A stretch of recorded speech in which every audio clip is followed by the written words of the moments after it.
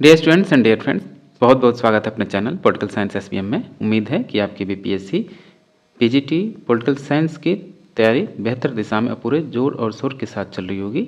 और हम लोग इसी क्रम में पॉलिटिकल साइंस का, या जो कहें आप सिविक्स कहें या राजनीति विज्ञान कहें, उसी के लिए तैयारी कर रहे हैं। और आज का जो हमारा सेशन बेहद खास है, क्योंकि इसमें हम लोग 2019 का जो क्वेश्चन एग्जाम हुआ है 2023 में पीजीटी पॉलिटिकल साइंस, उसका क्वेश्चन पेपर सॉल्व करने वाला है बतौर जो उसका ऑफिशियल आंसर की है उसके अकॉर्डिंग। क्योंकि इससे आपका ये जो रिवीजन है वो एक तो रिवीजन हो जाएगा, और ये आप पहचान पाएंगे कि, या देखें आपको एहसास होगा कि क्वेश्चन कहाँ से पूछे जा रहे हैं, या हमको क्या पढ़ना है, या हमारा कौन सा जो टॉपिक है छूट गया है, या उसका एक तो इससे आपको ये पता चला है कि सिलेबस क्या है, पैटर्न क्या है, या डिफ़िकल्टी लेवल क्या है। तो बेहद खास है, बेहद महत्वपूर्ण है। आप इसको सीरियसली, मैं कहूँगा सीरियसली आप इसको अच्छे से देखिए, या इसको आप प्रिंट आउट निकलवा के 2-3-4 बार अवश्य सॉल्व कीजिए। तो आइए सॉल्व करते हैं बीपीएससी द्वारा आयोजित 2019 की 2023 में परीक्षा हुई पीजीटी पॉलिटिकल साइंस की, या जो आप फेज़ 1 बोल रहे हैं उसके दौरान जो पीजीटी पॉलिटिकल साइंस हुआ उसका क्वेश्चन पेपर का सॉल्व कर रहे हैं, जो कि आपके एग्जाम के लिए बेहद महत्वपूर्ण है। आइए तो पार्ट 2 देखते हैं, क्योंकि पार्ट 1 आपका जीएस का है, उसको हम लोग नहीं देख रहे हैं, हम लोग सब्जेक्ट ओरिएंटेड देख रहे हैं इसमें, और सब्जेक्ट है आपका पॉलिटिकल साइंस, उसी को हम लोग सॉल्व कर रहे हैं। तो इसमें 41 से लेकर आपके होंगे क्वेश्चन नंबर 120 तक। तो पहला क्वेश्चन देखिए कि दंडशास्त्र परंपरा से जुड़ी हुई है। दो दंडशास्त्र परंपरा किससे जुड़ी हुई है? तो आप सभी को पता है कि जो दंडशास्त्र की परंपरा है ये आपका कौटिल्य से जुड़ा हुआ है। ऑप्शन बी राइट आंसर होगा। क्वेश्चन नंबर 42 है कि पड़ुआ की मार्शलियो ऑफ पड़ुआ बोलते हैं, पड़ुआ के मार्शलियत किन दो मुख्य प्रकार के कानूनों की बात करते हैं? तो जो दो मुख्य प्रकार कानूनों की बात करता है इसमें वो है नहीं पहली बात, तो इसका जो आंसर बताया बीपीएससी ने वो है ई, उपयुक्त में से कोई नहीं। क्वेश्चन नंबर 43 है, यहाँ चर्च के लिए किए जा रहे हैं यहाँ चर्च के लिए जा रहे व्यक्ति को पहचाने, चर्चा किए जा रहे व्यक्तित्व को पहचाने। फ्रांसीसी राजनीतिक दार्शनिक जिसका प्रमुख कार्य द स्पिरिट ऑफ लॉज राजनीतिक सिद्धांत में एक प्रमुख योगदान है, यानी द स्पिरिट ऑफ लॉज है वो किसकी रचना है? तो है मॉन्टेस्क्यू की, और इसी में वो सेपरेशन ऑफ पावर की बात करता है। तो ये राइट आंसर होगा। और अगला प्रश्न देखिए कि उदारवाद के बौद्धिक संस्थापक कौन है? तो उदारवाद के बौद्धिक संस्थापक जो हैं, एक तो आपके जॉन लॉक हुए, और उसी के साथ साथ ये प्रश्न आपसे कई बार पूछा जाता है, जो पीजीटी या नेट का या आप हायर एजुकेशन के एग्जाम देते हैं, तो ये प्रश्न उसके लिए कॉमन है। तो ये जॉन लॉक और एडम स्मिथ जो हैं वो उदारवाद के बौद्धिक संस्थापक हैं। क्वेश्चन नंबर 45, इनमें से कौन बहुलतावादी विचारक नहीं है, यानी बहुलवादी विचारक कौन सा इसमें से नहीं है? तो जो आपका बोधा है, बोधा वो आपका संप्रभुता का एकलवादी सिद्धांत है, न कि बहुलवादी सिद्धांत। तो ये राइट आंसर होगा, ये बहुलवादी विचारक नहीं है। क्वेश्चन नंबर 46, प्लेटो ने कौन सी किताब लिखी है? तो प्लेटो ने एक तो सबसे पहली उसकी फेमस जो रचना है द रिपब्लिक, और इसी को रूसो ने कहा कि शिक्षा पे लिखा गया आज तक की सर्वश्रेष्ठ रचना है, और इसी से प्रभावित होकर उसने शिक्षा से संबंधित स्वयं एक पुस्तक लिखी, और उसका नाम था द इमाइल।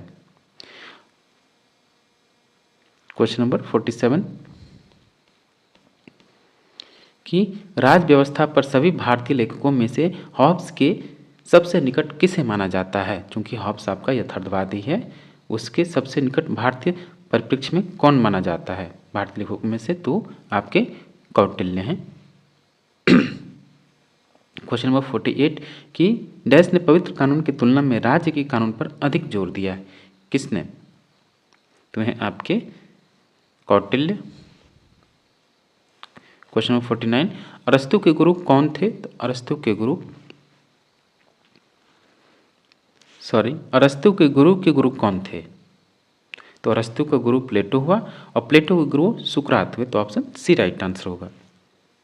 क्वेश्चन देखिए ध्यान से पढ़िए, अरस्तु के गुरु कौन थे?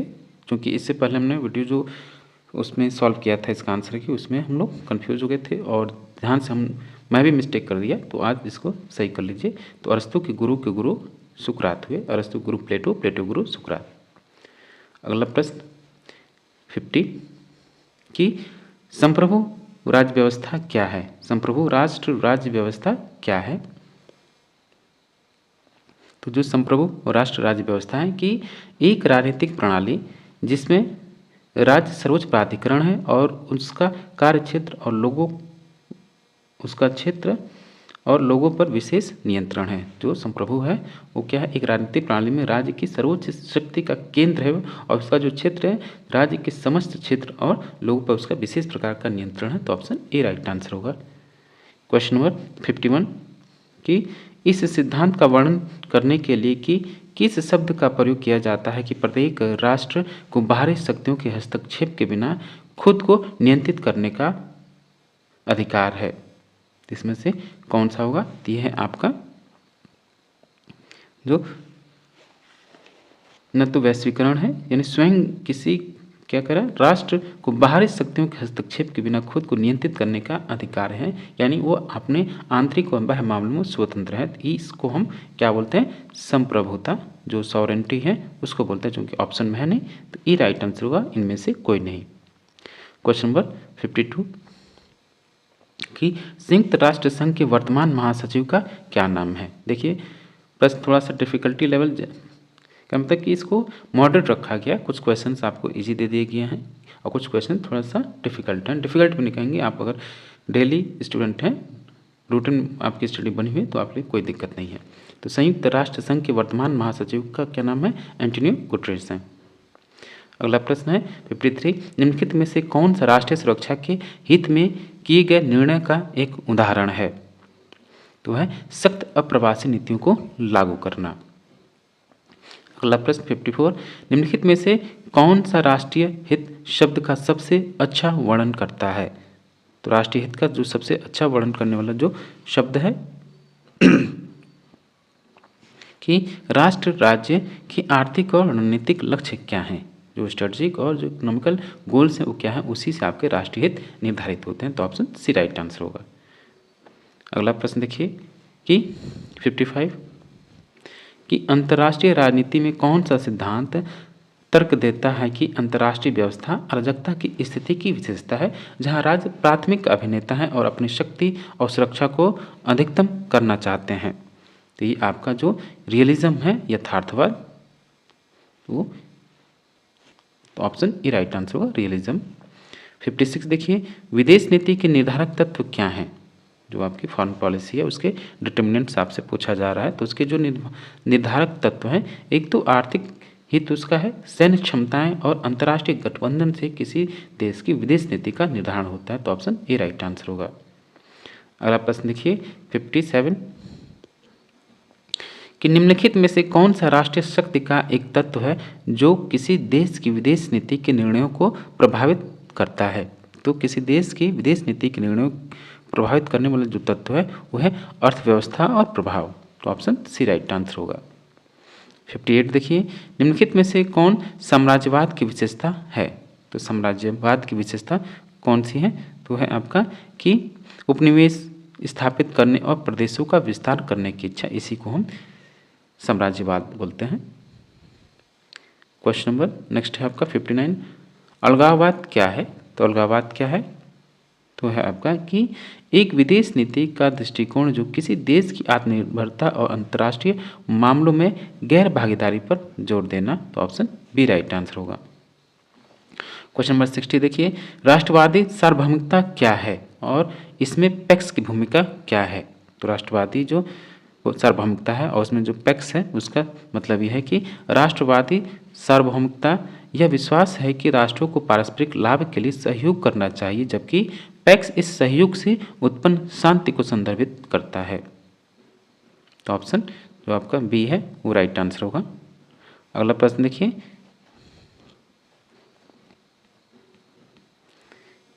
कि 61 है कि निम्नलिखित में से कौन सा कथन चीन के मध्य साम्राज्य परिसर का सटीक वर्णन करता है? तो है आपका कि यह साम्राज्य परिसर का सटीक वर्णन करता है। तो ये है आपका कि यह चीनियों द्वारा इस्तेमाल किया जाने वाला एक शब्द था जो उनके इस विश्वास का वर्णन करने के लिए था कि वे दुनिया के केंद्र में थे। तो ऑप्शन बी राइट आंसर होगा 61 का। क्वेश्चन नंबर 62, शीत युद्ध के दौरान सोवियत प्रभाव और विस्तारवाद को रोकने के उद्देश्य से संयुक्त राज्य अमेरिका द्वारा अपनाई गई नीति का क्या नाम था? तो था आपका ट्रूमैन सिद्धांत और इसको आधार दिया मार्शल। क्वेश्चन नंबर 63 है, बांडुंग सम्मेलन में अपनाया गया और पहले नाम में स्वीकार किया सिद्धांत नहीं था। नाम का जो सिद्धांत है यानी कूटनीतिक का जो सिद्धांत है इसमें से कौन सा नहीं है, ये आपसे पूछा गया है।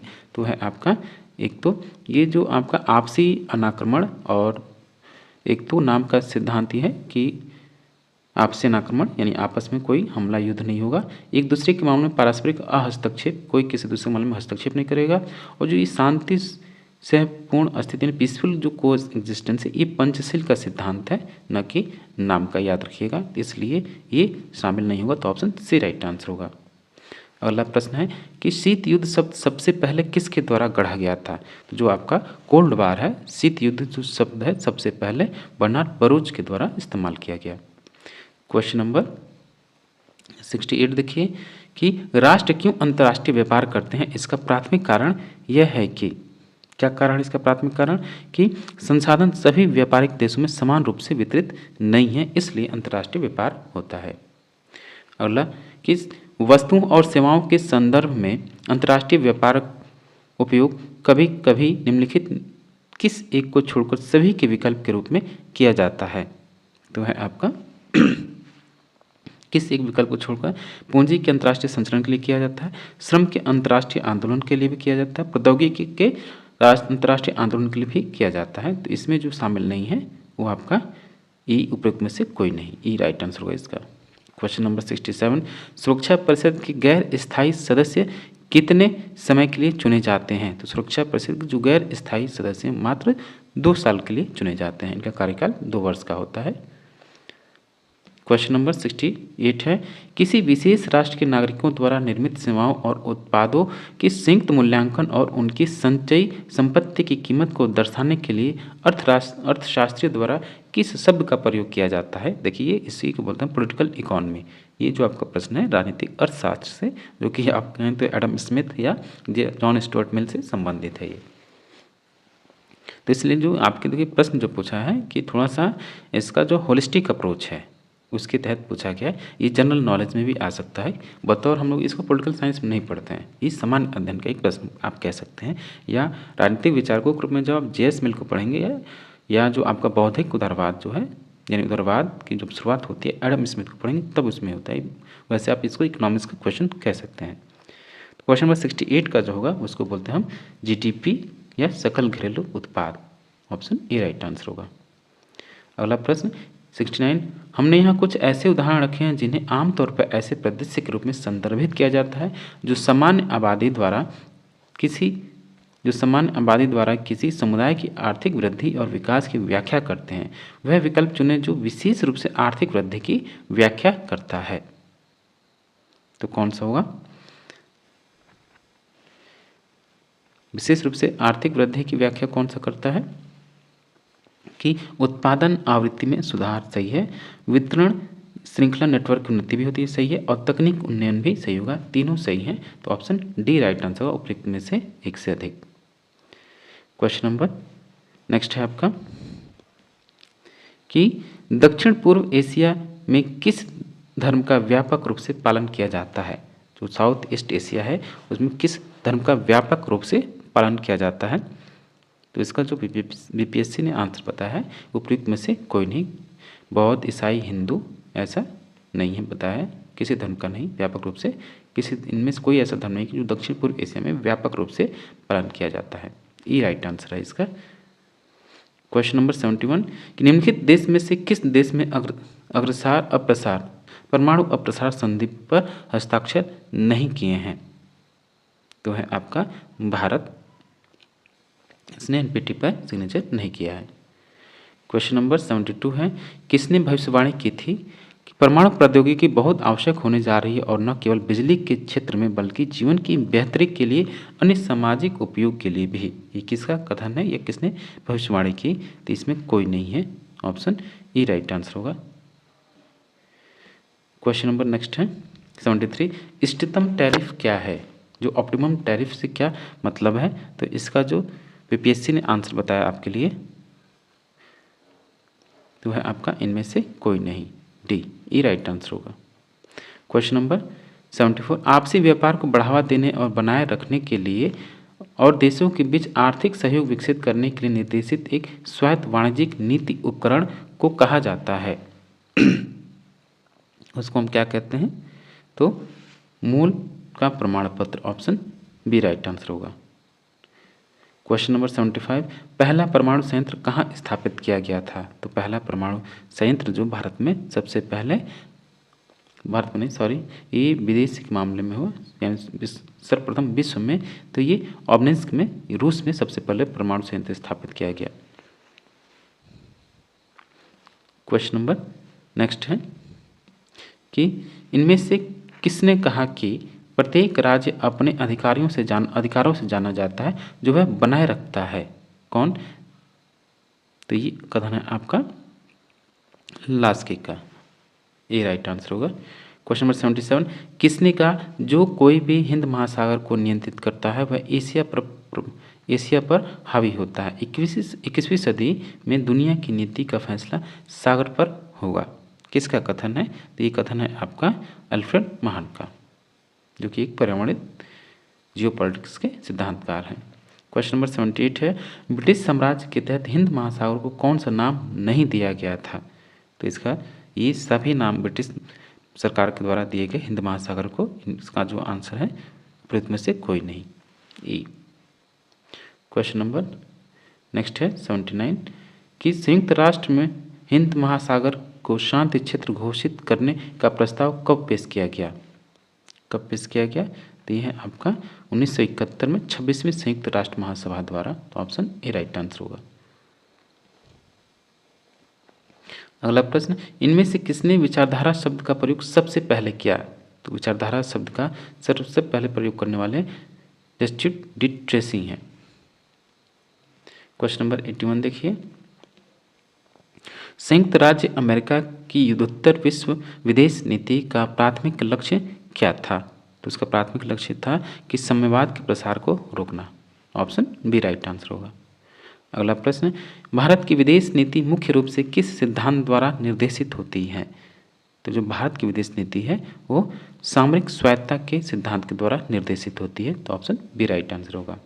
डियर स्टूडेंट फिर हम आपसे बताते हैं कि हम लोग बीपीएससी पीजीटी का जो अभी 2023 में एग्ज़ाम हुआ उसी का 2019 वाला जो भर्ती थी 2019 की और 2023 में इसका एग्ज़ाम हुआ उसी के क्वेश्चन पेपर हम लोग सॉल्व कर रहे हैं, और जो कि आयोग की जो आंसर की है उसी के अकॉर्डिंग सॉल्व कर रहे हैं इसको। और आपसे रिक्वेस्ट है कि प्लीज़ आप चैनल को ज्वाइन कीजिए और वीडियो अच्छा लगे तो लाइक कीजिए, अपने दोस्तों में अधिक से अधिक शेयर भी कीजिए, और साथ ही किसी प्रकार डाउट हो तो आप कमेंट बॉक्स में कमेंट कर सकते हैं, और आप चैनल को सपोर्ट करने के लिए प्लीज़ चैनल को ज्वाइन भी कीजिए। अगला प्रश्न देखिए निम्नलिखित में से कौन सा भारत की लुक ईस्ट नीति का प्राथमिक उद्देश्य है, लुक ईस्ट नीति का जो प्राथमिक उद्देश्य है कि पूर्वी एशियाई देशों के साथ आर्थिक संबंधों को मजबूत करना, तो ऑप्शन ए राइट आंसर होगा। अगला प्रश्न देखिए तुलनात्मक राजनीति के अध्ययन का कौन सा दृष्टिकोण देश के ऐतिहासिक सांस्कृतिक और सामाजिक संदर्भ को समझने के महत्व पर जोर देता है, तो है आपका एक तो व्यवहारवाद, तर्कसंगत विकल्प सिद्धांत, संरचनात्मक, ये कोई ऐसा नहीं है, तो ऑप्शन ई राइट आंसर होगा, उपयुक्त में से कोई नहीं। अगला प्रश्न 85 निम्नलिखित में से कौन सा राष्ट्रपति शासन प्रणाली का उदाहरण है, तो राष्ट्रपति शासन प्रणाली किस देश में है आपका, या कहाँ पे आपका दक्षात्मक शासन प्रणाली है, ये प्रश्न ऐसे पूछा जा सकता है, तो मैक्सिको में, तो ऑप्शन सी राइट आंसर होगा। अगला प्रश्न कि भारतीय संविधान की प्रस्तावना क्या है, संविधान का परिचय, या कहें आप मौलिक अधिकारों का एक बयान, या राज्य के नीति निर्देशक सिद्धांत, या उपयुक्त में से कोई नहीं। तो भारतीय संविधान की जो प्रस्तावना है उस संविधान के लिए इंट्रोडक्टरी है, यानी एक उसका परिचय है, संविधान का परिचय प्रस्तावना। अगला प्रश्न देखिए कि भारतीय संविधान में अनुच्छेदों की कुल संख्या कितनी है, भारतीय संविधान में अनुच्छेदों की कुल संख्या 395 है। क्वेश्चन नंबर 88 है, अन्य सामाजिक विज्ञानों के साथ राजनीति विज्ञान का एकीकरण एक मूल सिद्धांत है, किसका? तो ये आपका जो सिद्धांत है व्यवहारवाद का, ऑप्शन बी राइट आंसर होगा। डेविड स्टन इसके जनक माने जाते हैं। अगला प्रश्न देखिए कि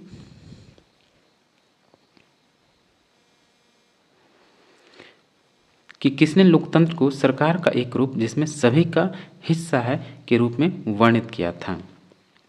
लोकतंत्र जो है सरकार का एक हिस्सा, सभी के रूप में हिस्सा या उसका भाग है, किसका कथन है ये? चूंकि विलोबी का कथन है तो विलोबी ऑप्शन में है नहीं, तो ऑप्शन ई राइट आंसर होगा, उपयुक्त में से कोई नहीं।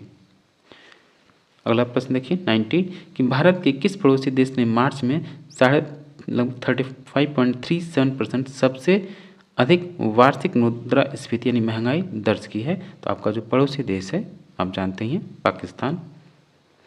क्वेश्चन नंबर 91, संविधान सभा ने अपने विचार विमर्श की शुरुआत की थी कब से, यानी कब से विचार विमर्श की शुरुआत की? तो है आपका दिसंबर 1946। पहली जो बैठक हुई इसकी 9 दिसंबर 1946 से इसने विचार विमर्श करना प्रारंभ किया। नेक्स्ट क्वेश्चन है 92, जवाहरलाल नेहरू ने संविधान सभा में एक प्रस्ताव रखा जिसे वस्तुनिष्ठ संकल्प के रूप में जाना जाता है। कब वो पेश किया था उन्होंने? तो वो था कि 13 दिसंबर 1946, जो ऑप्शन में है नहीं, तो ई राइट आंसर होगा, उपयुक्त में से कोई नहीं। अगला प्रश्न है कि किस तारीख को संयुक्त राष्ट्र महासभा ने मानव अधिकार की सार्वभौम घोषणा को अपनाया? यूनिवर्सल ह्यूमन राइट, उसकी सार्वभौम घोषणा कब किया उसने आपके यूनाइटेड नेशन ने? तो ये है आपका 10 दिसंबर 1948, ऑप्शन में है नहीं, तो ई राइट आंसर होगा, उपयुक्त में से कोई नहीं। अगला प्रश्न देखिए कि कौन सा अनुच्छेद राज्य को किसी भी नागरिक के विरुद्ध सिर्फ धर्म, नस्ल, जाति और लिंग के आधार पर भेदभाव करने से रोकता है? कौन सा अनुच्छेद है? अनुच्छेद 15 है वो आपका। 95 कि निम्नलिखित में से किस लेख का उल्लेख संविधान के अनुच्छेद 32 में किया गया है? किसका? तो एक हैबियस कॉर्पस, मैंडमस और जो आपका निषेधाज्ञा। तो जो बंद प्रत्यक्षीकरण और प्रमाणादेश का अनुच्छेद 32 में बतौर रिट के रूप में उल्लेख किया गया है, तो इसका डी राइट आंसर होगा, उपयुक्त में से एक से अधिक। क्वेश्चन नंबर 96 है, एक जिला कलेक्टर का कार्यालय किसके द्वारा बनाया गया था? तो जिला कलेक्टर का जो कार्यालय है उसको किसके द्वारा बनाया गया? तो लॉर्ड वॉरेन हेस्टिंग के द्वारा बनाया गया। क्वेश्चन नंबर 97, राज्य की स्थापना और संचालन स्वयं ईश्वर द्वारा किया जाता है।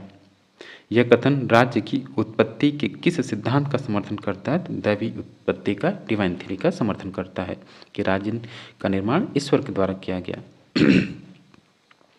जो सिद्धांतकार ये मानते हैं कि राज्य संघों का एक संघ है, उनका सबसे अच्छा वर्णन किस रूप में किया जाता है? तो हम उनको बहुलतावादी या प्लूरलिस्ट के रूप में या बहुलवादी के रूप में कर सकते हैं, तो सी राइट आंसर होगा।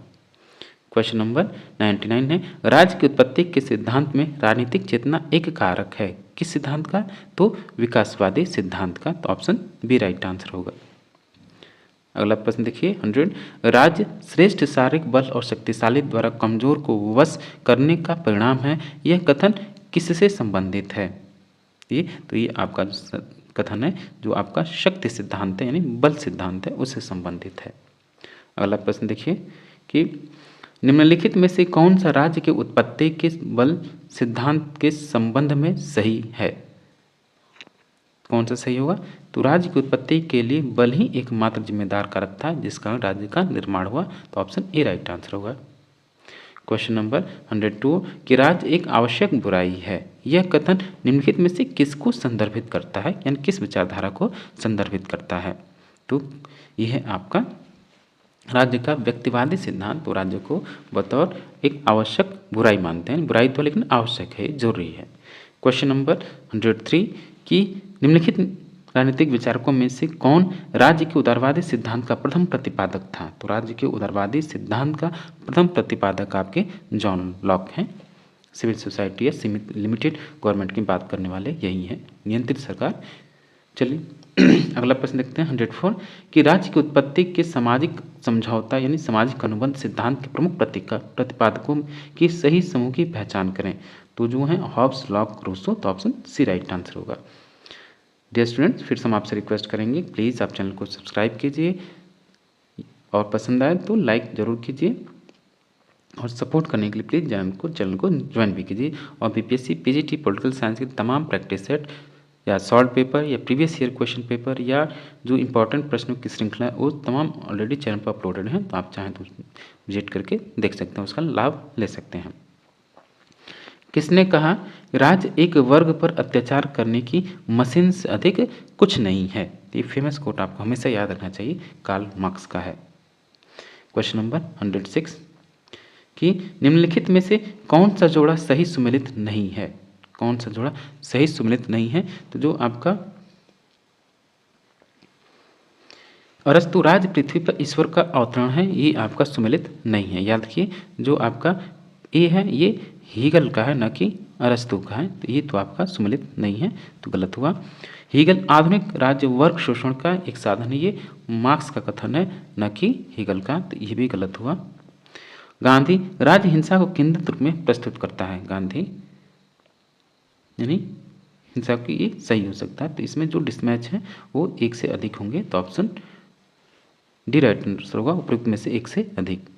अगला प्रश्न 107 निम्न में से किस एक चिंतक या विचारक ने संप्रभुता के जनरल विल में निहित होने के बाद की समान इच्छा, बेहद आसान सा प्रश्न है, ये रूसो का सिद्धांत है। क्वेश्चन नंबर नेक्स्ट है आपका कि निम्नलिखित में से किसकी विशेषता अन्य एजेंटों, घरेलू और विदेशी दोनों के साथ संबंधों में स्वतंत्रता है? कौन है वो? तो संप्रभुता है वो, सर्वोच्च शक्ति, तो ऑप्शन ए राइट आंसर होगा। 109 उस विचारक का नाम बताइए जिनको अक्सर अपनी पुस्तक में क्षेत्रीय संप्रभु सरकार को संदर्भित करने के लिए राज्य की अवधारणा का पहली बार उपयोग करने का श्रेय दिया जाता है, और उस पुस्तक का शीर्षक बताइए। बेहद महत्वपूर्ण प्रश्न है, यही होता है, अगर आप टेक्स्ट बुक पढ़े रहेंगे तो आप इस क्वेश्चन को एक झटके में कर लेंगे। तो इसका जो सही आंसर है Jean Bodin the 6 books of the Republica, तो ऑप्शन बी राइट आंसर होगा।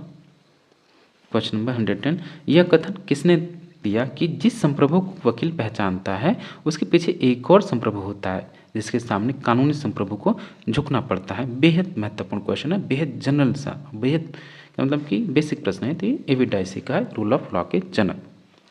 क्वेश्चन नंबर 111 देखिए निम्नलिखित में से किस राजनीतिक दार्शनिक ने संप्रभुता की अवधारणा को खारिज कर दिया? इनका अब ये देखिए संप्रभुता के सिद्धांत का मतलब कि आलोचना भी है और जो ये होगा वो बहुलवादी भी होगा, तो ये स्वाभाविक है, हेराल्ड जोसेफ लास्की, तो ऑप्शन सी राइट आंसर होगा।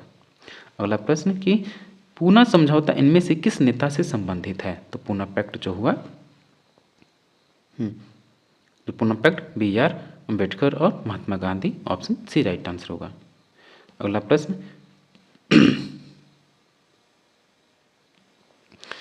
113 भारत में पहली बार सांप्रदायिक प्रतिनिधित्व की शुरुआत किसके द्वारा की गई थी? और यही सांप्रदायिकता का जो बीजारोपण है मार्ले मिंटो सुधार 1909 के द्वारा। अगला प्रश्न कि निम्नलिखित में से कौन सा कारक भारत में सांप्रदायिकता के लिए उत्तरदायी है? तो सांप्रदायिकता के लिए जो उत्तरदायी कारण है कौन कौन सा? एक तो पहले ही अंग्रेजों की फूट डालो राज करो की नीति, विभाजनकारी नीति और तुष्टीकरण की नीति, इसलिए तीनों ऑप्शन है, तो डी राइट आंसर होगा, उपयुक्त में से एक से अधिक। अगला प्रश्न देखिए 115 जम्मू और कश्मीर पुनर्गठन अधिनियम 2019 में से किस भारतीय प्रशासित केंद्र या भारतीय प्रशासनिक जो केंद्र है शासित प्रदेशों का निर्माण करता है? किसका? जम्मू और कश्मीर का तो अलग करता ही है, और जो आपका लद्दाख और इन दोनों का दो का तो एक से अधिक होगा, तो डी राइट आंसर होगा। क्वेश्चन नंबर 116 जाति, समुदाय और राजनीतिक लामबंदी का प्रमुख आधार है, यह निम्नलिखित कथन में से किसका समर्थन करता है? किसका समर्थन करता है? तो जातिवाद का। क्वेश्चन नंबर 117 फिर से हम आपसे रिक्वेस्ट करना चाहेंगे, ये जो आपका समय है बेहद कीमती है आपको हाइपर होने की जरूरत नहीं है, घबराने की जरूरत नहीं है। जितना रिलैक्स रहेंगे, जितना माइंड को आप शांत रखें, उतना ही आपके लिए लाभकारी होगा। तो आपके लिए बेहतर यही है कि रिवीजन पर आप ध्यान दें, इधर उधर दाएं बाएं भटकने की जरूरत नहीं है। फोकस कीजिए, कम पढ़िए, ज़्यादा सोइए, मेरा यही कहना है। जितना लिखना आपने पढ़ा बस उसको रिवाइज कीजिए। 2 घंटा पढ़िए, ईमानदारी से पढ़िए, आपका सिलेक्शन तय है। और प्लीज़ प्लीज़ आप चैनल को प्लीज़ सब्सक्राइब कीजिए, प्लीज़ चैनल को सपोर्ट करने के लिए ज्वाइन कीजिए। अगला प्रश्न कि भारत सरकार ने किसकी पहचान के मानदंड निर्धारित करने के लिए काका कालेलकर आयोग की नियुक्ति हुई? तो आर्थिक रूप से पिछड़ी व उच्च जातियों के लिए हुआ। तो ऑप्शन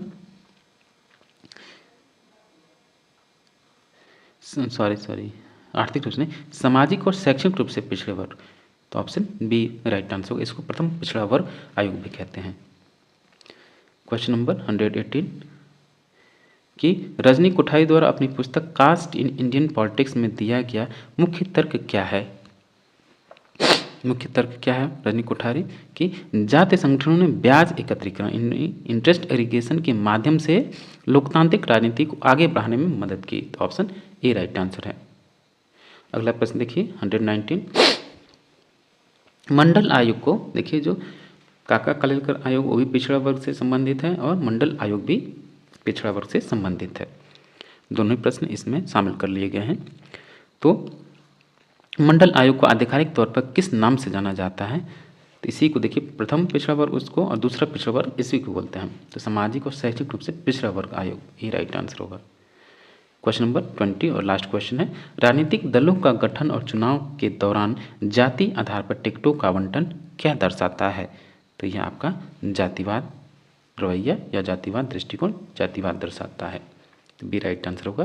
तो डियर स्टूडेंट्स, आपने पढ़ा ये जो आपका पॉलिटिकल साइंस है उसका 2023 में 2019 वाला जो 2023 में एग्जाम हुआ पॉलिटिकल साइंस पीजीटी बीपीएससी के द्वारा आयोजित किया, उसका पेपर जिसको हमने सॉल्व किया, इसलिए सॉल्व किया ताकि आपका रिवीजन हो जाए और आप समझ जाएं कि कहाँ से प्रश्न पूछे जा रहा है, उसका डिफिकल्टी लेवल क्या है। जितना इसको आप सॉल्व करें उतना ही आपके लिए बेहतर होगा। मिलते हैं आपसे नेक्स्ट वीडियो में। Thank you for watching.